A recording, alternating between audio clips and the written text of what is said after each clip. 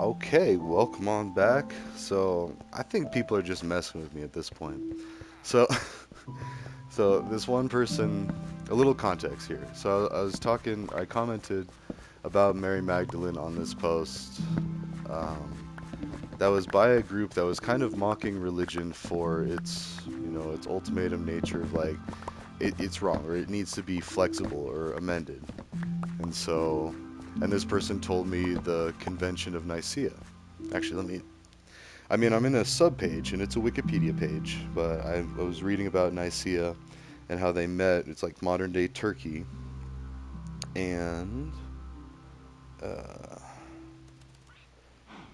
excuse me, so I also drank a lot of coffee. Kind of had a busy week and weekend, so, and it's not slowing down either. Like, it's supposed to be like vacation time and stuff, but I mean, that means like things are getting more intense. There's more things planned, and I'm gonna be busy doing a lot of things. Whew. Yeah. So, oh man. No, I'm just realizing that. Sorry, the implications of that. But anyways, let's get back to the discussion thing. So, I mean, because the religion thing is a pretty big factor. I mean, whether you believe or not, it's going to still affect you. I mean, and what you believe is fine. That's totally up to you, and that's baked into the foundation of this country. I mean, that is the most American thing is religion of and religion for freedom. So you can practice what you want as long as it doesn't. Um, Sorry, I'm trying to think of like the formal way to say that. As long as it doesn't impact anyone else negatively, then you can practice as you want. It still has to be in conjunction with other beliefs and religions. It's not absolute. And really, initially, it was Christianity breaking apart. Um, what were they? The Pilgrims were like Puritan or like I don't know. The original colonists were pretty normal compared to British religious standards.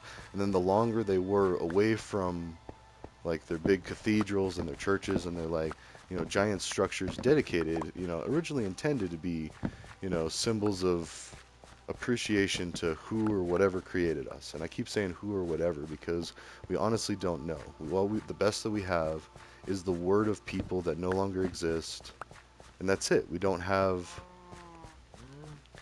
let's see, like I don't even know what we could have to have as proof. Like I mean, a lot of times people are like, oh, where's the proof? Like it's something easy to do. Like even if, I mean, unless God had like a walkie-talkie, and again, God could be a flying spaghetti monster, a mass, or like in Futurama, it's a bunch of stars that just kind of like blink or wink, or like the get more intense with light or whatever.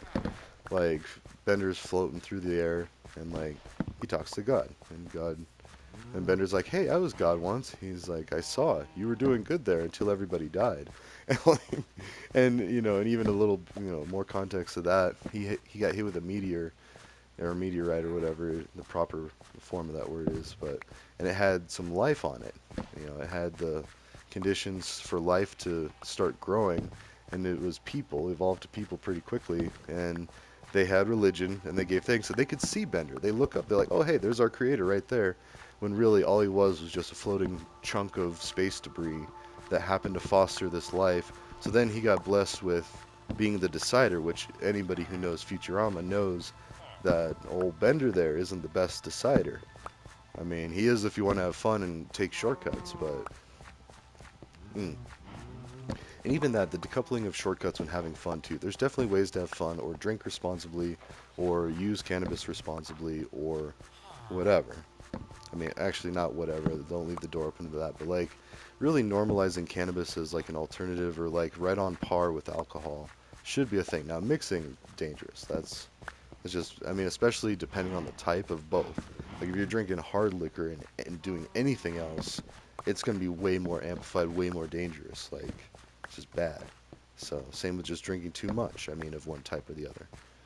So anyway, it's all bad. Like, pay attention to your dare if you're an American student. Like, you get educated on this about fifth grade is when I had mine.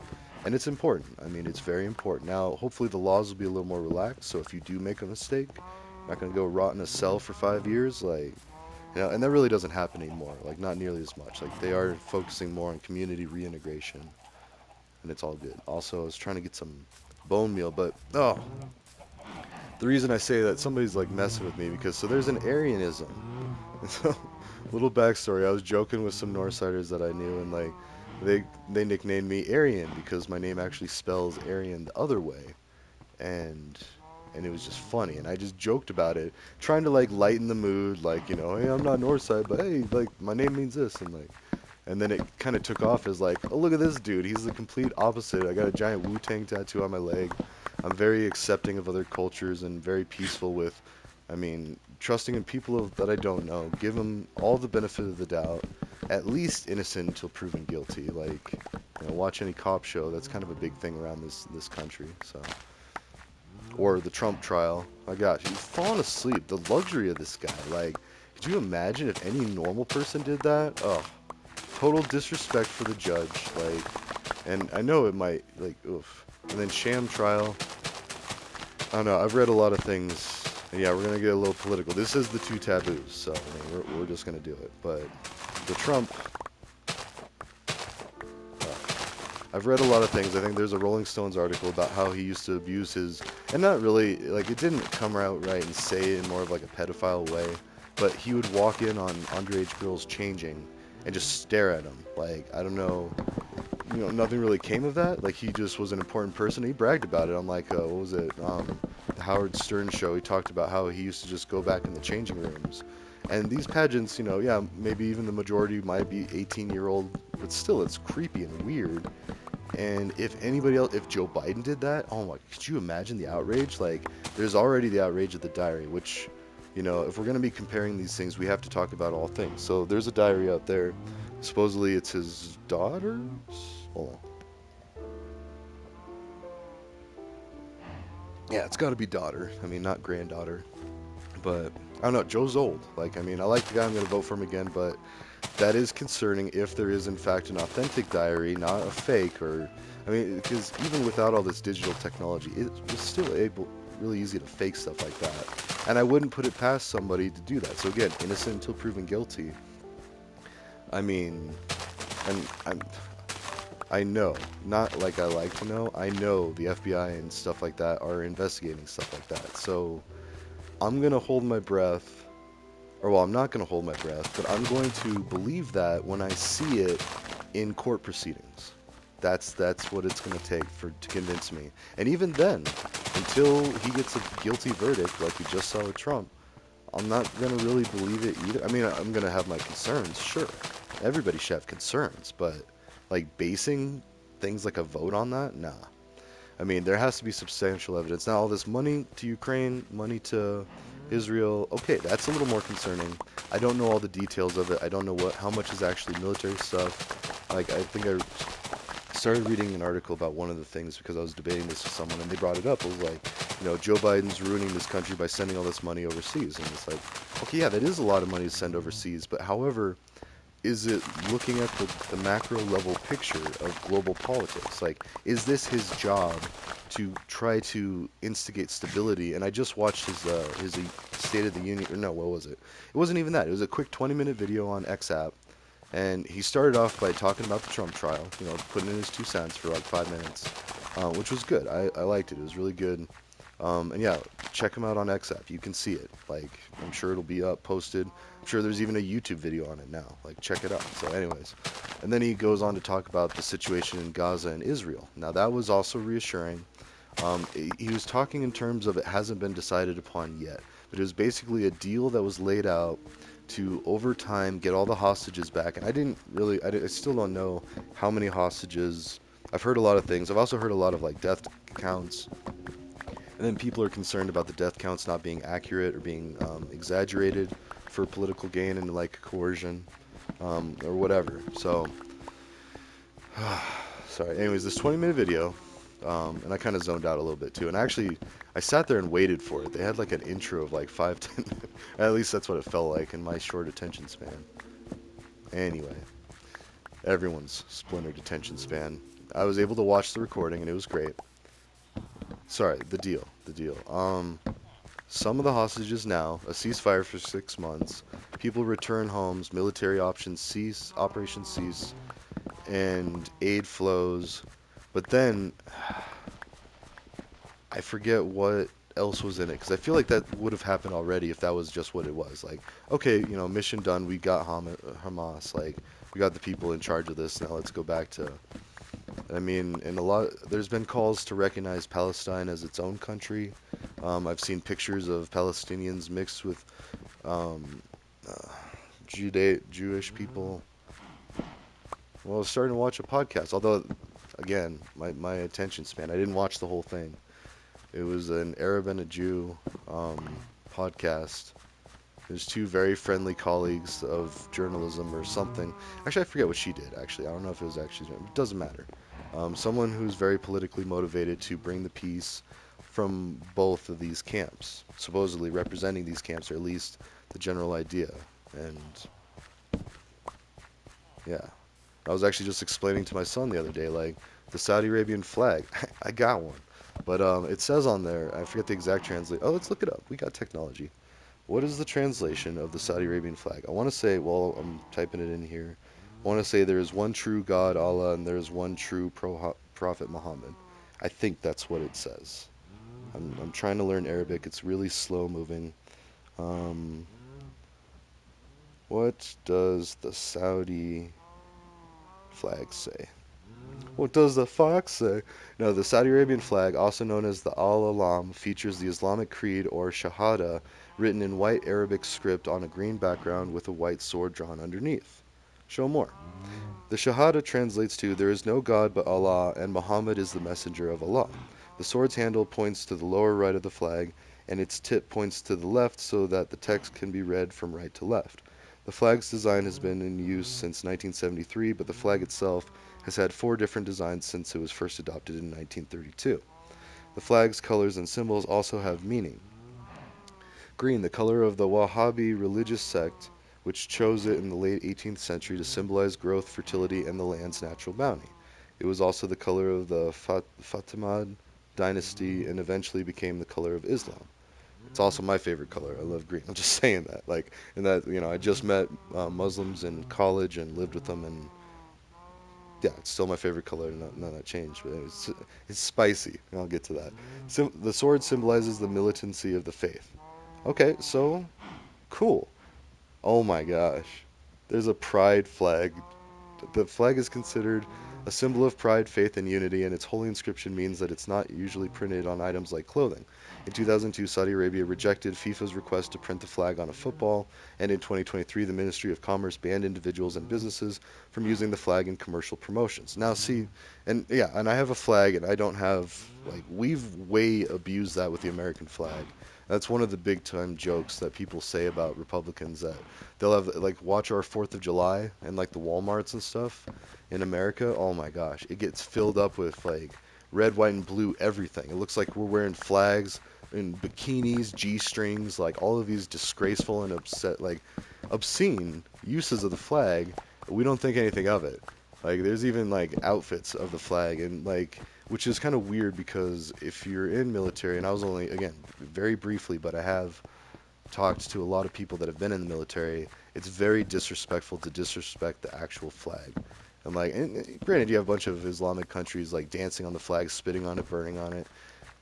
But then we went and killed a 500,000 Muslims during the 20 years that we were at war with terrorism, like just like we were at war with drugs, and I keep bringing that up, like Nixon, war on our own country, and then the war on terrorism, war on anybody we don't like, political opponents, near and far, like at home and abroad. So, anyways, thankfully it's finally being reversed, but we need to do things that still foster that trust. Like, I mean, as the war on drugs ends, and it is ending worldwide, I mean, with Germany legalizing cannabis, it's not going to be long. Like, hard drugs, sure, keep those illegal, like, or at least keep them heavily regulated. Medicines, keep them as medicines, like, that's all fine and good, but just cannabis, even. Like, beer and cannabis, it's not that big of a difference, especially not. It's something I just kind of had my first realization of this the other day. Breaking Bad, my favorite show, I talk about it a lot. Um, so guess what? A Schedule 1 drug by the DEA is on par. That's what weed is. So weed has always been categorized as dangerous and as prosecutable, as punishable as meth or heroin. Now let that sink in. So people growing pot could be sitting in prison for decades. And in fact, as I say that, I feel like I know that I've heard about that. Like, all right, like what was the average sentence for growing weed? Uh, Google loves my search history. Average sentence for growing weed, early 2000s USA. There we go. Being very specific. No, it's all about punishments currently, Massachusetts laws and penalties. Selling or cultivating. Wait, no, this is all. I mean, it's great. Let's see. Marijuana possession laws. There we go. Wikipedia, again, a broad macro overview. Could be real, could be fake, so if you think it's fake, you dig a little deeper. But the legal history of cannabis in the United States began with state level prohibition in the early 20th century, with the first major federal limitations occurring in 1937, starting with Oregon in 1973. Individual states began to liberalize cannabis laws through decriminalization. In 1996, California became the first state to legalize medicinal cannabis or medical cannabis, sparking a trend that spread to a majority of states by 2016. In 2012, Washington and Colorado became the first states to legalize cannabis for recreational use. And I remember that. Yeah, I remember that very well. I saw people like, oh, there were people working in community corrections looking through magazines of weed, and they were supposed to be the guards.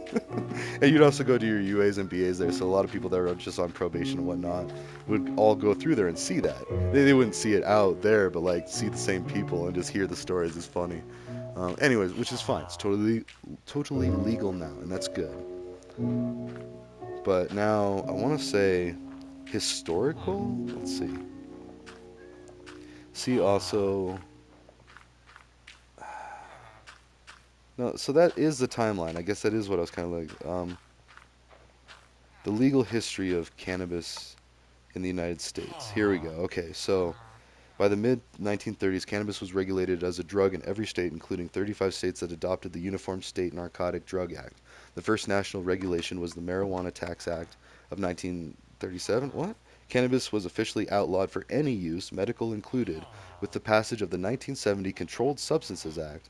Multiple efforts to reschedule cannabis under the CSA have failed, and the U.S. Supreme Court ruled in United States v. Oakland Cannabis Buyers Cooperative and Gonzalez v. Reich that the federal government has a right to regulate and criminalize cannabis even for medical purposes. Despite this, states and other jurisdictions have continued to implement policies that conflict with federal law, beginning with the passage of California's Proposition 215 in 1996.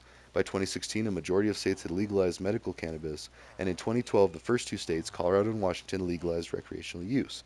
Now, the actual, like, it doesn't say, like, the punishment.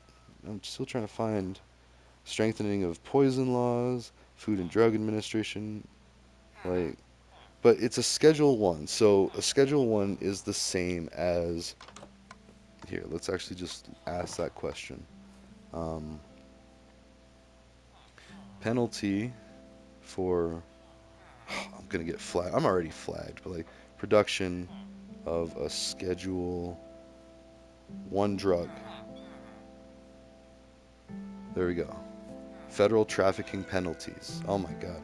No more than 1 year. Wait, what? The DEA. There we go. What? But that's trafficking. I'm looking for manufacturing. There you go. Sorry, I was trying to think of it like because we're really looking for growing weed. Like how bad was it to grow weed back in the day? Um, Drug scheduling and penalties. Maximum fines in terms of imprisonment for violation of the. Wait, let's see. Up to twice. No, it says there's so much stuff in here. Manufacture. There we go. It's not production. It's manufacture. There you go. Penalty for manufacturing of a 5 years to 40 years in prison. Oh, good God. Okay. The amounts of Schedule 1 and 2 drugs for the first offense is from 5 to 40 years imprisonment and or not more than a $2 million fine for an individual. Holy crud. That's from drexel.edu. Let's see, from justia.com. Drug manufacturing is typically prosecuted as a felony and often results in at least 1 year of prison, although sentences can be as high as 10 years. Okay, so that's for, let's see, level 1 drug felony. This is the most serious class of drug charges in Colorado. Penalties range from 8 to 32 years in a Colorado state. Oh my God. All right, so right there, if weed is equal to meth and heroin, the worst drugs. Okay, now think about it. You grow a plant, and now you're in prison for that many years. Wait, I didn't even pay attention what it did. In Colorado, it was 5 to 18, or 8 to 10. It was a lot. It was a lot. It was no small thing. That's in prison. That's not community corrections. That's prison. So it's you. Now, fortunately, I don't think anybody prosecutes it like that, but they could. Like I mean, and that's one of the discrepancies with Kamala Harris, is because she prosecuted a lot of pot cases as a district attorney somewhere. I think California. I don't know. She didn't like it, but she was just doing her job, you know. The Nazis said the same thing, just doing her job. Okay, but what's she gonna do? Like, I mean, what's the alternative? She's gonna quit her job and like give up her? No, you don't quit. Especially, she's not white. She's not even close to white. She's like Indian, African American, I think. Like I've heard it explained many times, but and a woman. So, and again, this all goes back to the religious thing. The other taboo is if religion wasn't so favoring of males over females, which Aryanism, and sorry, I don't think I said that. Yeah, my nickname was Aryan for a bit there with a couple of people I knew. As a joke, as a non-racist as I am, the fact that some people called me that, so they'd laugh about it, and then we'd go, well, actually, a couple of them, we'd go work out and stuff, or we'd, you know, so. Anyways, whew.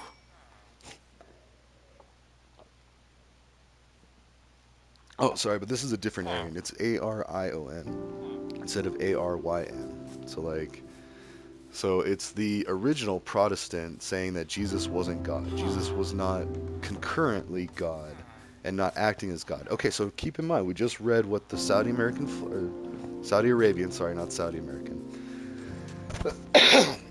That's exactly what their flag says. There's one true God, Allah, and he speaks through Muhammad. Okay. Now, if I was God, like let's play devil's advocate here. Let's very poor choice of words, but let's poke holes in this theory, okay? Let's walk along the logic of this. So, if I'm a god and I created life, I made these creatures. I love them so much. I gave them earth. I gave them animals. What was it? Cypress Hill like actually quoted it.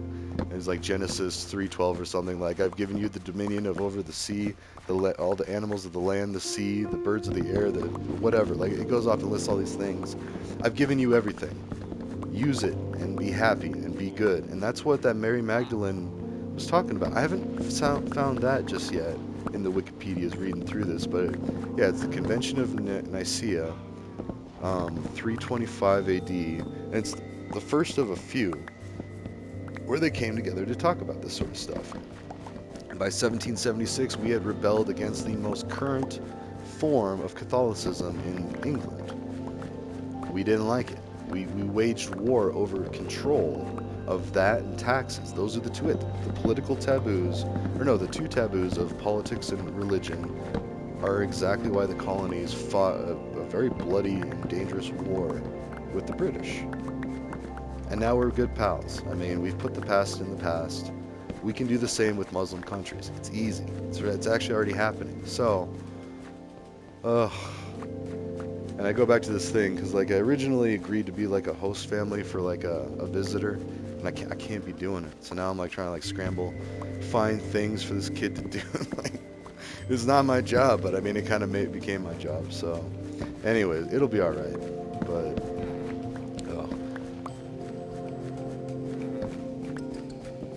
so, anyways, politics. So here's the pros. We'll do a pros and cons of the two presidents. It's Biden and Trump. Those are the two candidates for the next election. Yeah, November 2024. That's going to be coming up soon before you know it. So enjoy your summer. But basically, what it comes down to is Trump wants to get back in power and start doing more things for the church, more things for his rich friends, and more things for himself. He has a vested interest in policy making and control, and he has deals going on with Russia. I mean, it is a quid pro quo situation. Like, and I wouldn't be surprised if part of that, well, the Russian collusion was supposed to be part of it. And you can't claim that you have no vested interest in a country that you do business in. That's kind of the exact definition of you have conflicting interests. So, and he didn't even stop running his business while he was president. Like, he didn't take a salary, so okay, there's that. But his net worth, I mean, and I've looked this up before, and I've had people talk about it, like it's this high or it's this low, or he sacrificed this much money for his country. Yeah, but he's worth like $3 billion. So that's 3,000 million. Like, if you had 1 million, you and your entire family can live comfortably. You, your two kids, your wife, your husband, your side piece, all of you can have a house, a college education, and a car. Done. It's 3,000 people.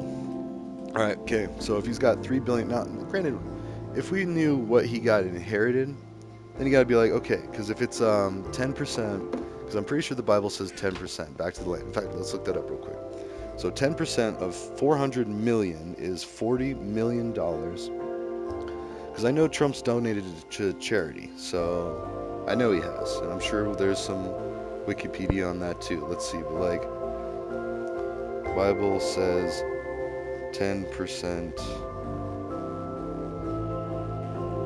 The Bible mentions 10% in Leviticus 27:30, which states a tithe of everything from the land, whether grain from the soil or fruit from the trees, belongs to the Lord. It is holy to the Lord. The 10% requirement comes from the Hebrew translation of tithe, which is, oh God, I can't pronounce, that's in the Jewish lettering, or 10. In the Old Testament, 10. Okay. Abraham and Jacob also offer tithes to God in Genesis 14 and 28. Cool. What does the, okay, about 10% now. Okay. How much did Trump inherit? Oh God, this is horrible. HIWMIT. These are results for how much did Trump inherit. According to the New York Times report in 2018, Trump received at least 413 million in 2018 prices from his father's business empire. Okay, so now let's do calculator, just so we got it. So 400. I don't even remember. We'll look that up again. But calculator. Okay. No, not Google stuff. I got a lot of Google stuff, but love Google. Mm, okay. 400 times point 0.1 is 40. I just wanted to do that out. So what I did there is I chopped off the million. We'll just ignore that for now. 400. So 10% or 1/10. It's easier to do 10% of 100 and then multiply it by 4 if you want to think about it that way. So you got 10% is 1/10 or 10 out of 100.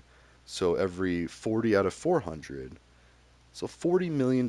Okay, so that's just what he inherited. All right, and should be taxed, should be given to the land. That's the Lord's money if he's gonna claim Christian, you know. So, or even just religious, or even human, because apparently that's a Judean concept. And I don't know, Islam probably has something. They have the 4 pillars of Islam. I'd have to look that up. But anyways, how much has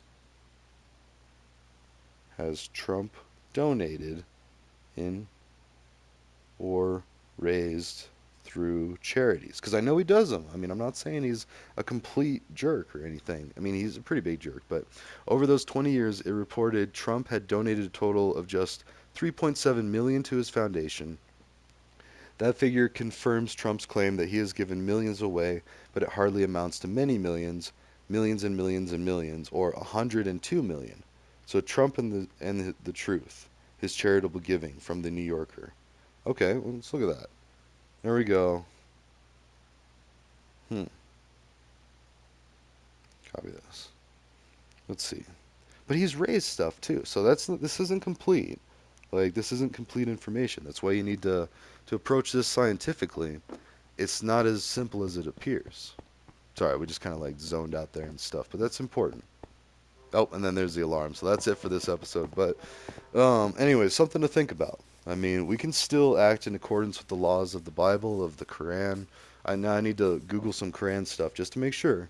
And there could be things, but if there's things that are pending, like the sword, like only Muhammad, and it could be Jesus too, and it could be Muhammad.